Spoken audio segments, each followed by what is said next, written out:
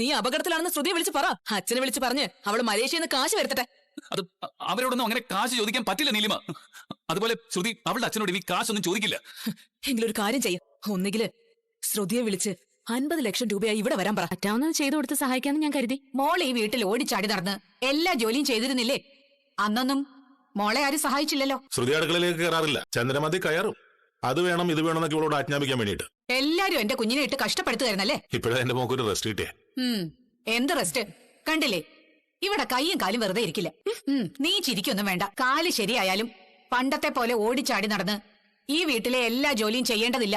വീട്ടിലെ ജോലികളൊക്കെ എല്ലാവരും ചേർന്ന് ചെയ്യട്ടെ. അതിനമ്മ ഇവിടെ താമസിക്കേണ്ടി വരും. അതെന്താ, നിനക്ക് അവരെ കൊണ്ട് പറഞ്ഞു ചെയ്യിച്ചൂടെ? നീ പറഞ്ഞ അവരൊന്നും കേക്കില്ലേ? അവരല്ല, മോളാ കേക്കാത്തെ.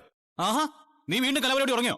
ആ കാര്യം തന്നെ ഇവിടെ പറഞ്ഞോണ്ടിരുന്നേ. സച്ചേട്ടൻ എവിടെ പോയതാ? എന്താടാ ഒരു പരിങ്ങിക്കളി? ആക്സിഡന്റ് പിന്നില് ഗജാനന്ദനല്ല. അവനാണ് ആക്സിഡന്റ് ഉണ്ടാക്കിയെന്ന് അവൻ പറയൂ. അവനല്ലെന്നല്ലേ പറയൂ? അവൻ പറയുന്നതും വിശ്വസിച്ച് വന്നിരിക്കുന്നു. രണ്ടെണ്ണം അവന്റെ ചെകിട്ടത്ത് പൊട്ടിക്കണായിരുന്നു. എങ്കിലേ അവൻ സത്യം പറഞ്ഞേനെ. ഞാൻ എണ്ണീട്ടില്ല, കുറെ പൊട്ടിച്ചിട്ടുണ്ട്. ഞാൻ അങ്ങനെ ചെയ്തിട്ടില്ലെന്നാ പറയുന്നത്. അവന്റെ ഭാവം കണ്ടറിയാം അവനല്ല ചെയ്തെന്ന്. പിന്നെ അവനെ സംശയിക്കേണ്ടതില്ലല്ലോ. പോലീസ് ചെയ്യേണ്ട ജോലി നീ ചെയ്തു അല്ലേ? എടാ നിന്നോട് ഞാൻ എന്താ പറഞ്ഞേ? അച്ഛൻ പറഞ്ഞത് സച്ചേട്ടൻ കേട്ടില്ല, അച്ഛമ്മ പറഞ്ഞത് സച്ചേട്ടൻ കേട്ടു. എന്താ ഗജാനന്ദന് സംശയം ഉണ്ടെന്ന് ഞാൻ സ്റ്റേഷനിൽ ചെന്ന എസ്ഐയോട് പറഞ്ഞതാ. പക്ഷെ അദ്ദേഹം അത് കാര്യമായിട്ട് എടുത്തില്ല. അതുകൊണ്ട് അദ്ദേഹം ചെയ്യുന്ന ജോലി ഞാൻ ചെയ്തു. തെറ്റിയാത്തൊരുത്തിനെ നീ തല്ലിയത്. എന്നിട്ട് അയാളോട് നീ ക്ഷമ ചോദിച്ചോ? എന്തിനാ ക്ഷമ ചോദിക്കുന്നത്? എന്തിനാണ് ക്ഷമ ചോദിക്കുന്നോ? എന്റെ അച്ഛാ, അവൻ രേവതി വീട്ടിൽ കയറി ഭീഷണി മുഴക്കി.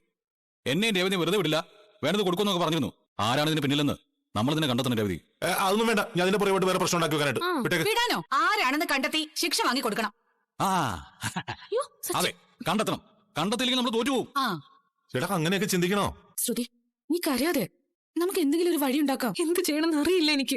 എന്റെ കൈയും കാലും വിറയ്ക്കാൻ മീരെ. എന്റെ ശ്രുതി തന്നെയാണോ ഈ പറയുന്നത്?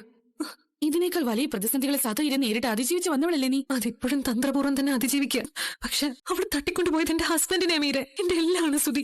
അവളെ ശ്രുതി എന്തെങ്കിലും ചെയ്താ, ശ്രുതിക്ക് എന്തെങ്കിലും പറ്റിയ പിന്നെ ഞാൻ ജീവിച്ചിരുന്നിട്ട് കാര്യമില്ല. അവനൊന്നും സംഭവിക്കില്ല. നീ ധൈര്യമായിട്ടിരിക്കും. ആശ്വാസവാക്കുകളൊണ്ടൊന്നും കാര്യമില്ല മീരെ. എന്തെങ്കിലും ചെയ്തേ പറ്റൂ. എത്രയും പെട്ടെന്ന്. ശ്രുതിയെ തട്ടിക്കൊണ്ടുപോയതിന് പിന്നില് നീലിമ തന്നെയാണെന്ന് ഉറപ്പാണോ?